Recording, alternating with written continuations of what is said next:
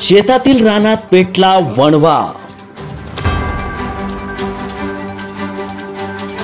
शेतातील ज्वारी झाली जळून खाक। आगीच्या वणव्यातून केळीची बाग बचावली।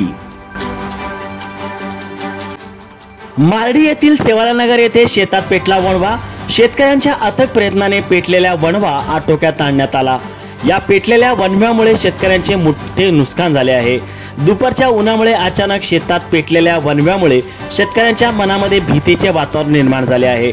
मार्डी येथील सेवालालनगर येथे दत्तू भोसले यांच्या शेतात भर दुपारच्या उन्हात हा वणवा पेटला होता। दुपारच्या वेळेस अचानक लागलेल्या आगीला आजूबाजूच्या शेतकऱ्यांनी ही आग विझवण्याचा अथक प्रयत्न केला आणि आग नियंत्रणात आणण्यात आली। आग कशी लागली याचे कारण अद्यापही अस्पष्टच आहे।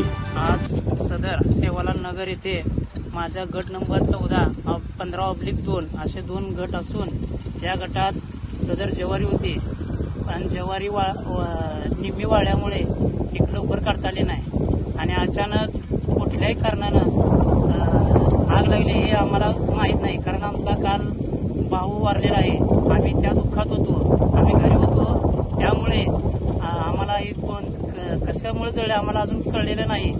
त्यामुळे आमच्या शेतामध्ये माझे वैयक्तिक 70 ते 80 हजाराचं नुकसान झालेलं आहे। माझा चुलत भाऊ यांची सुद्धा शेती जळलेली आहे। त्या शेतामध्ये केळी होती, कमीत कमी त्यांचं 1 ते 2 लाखाचं नुकसान झालेलं आहे।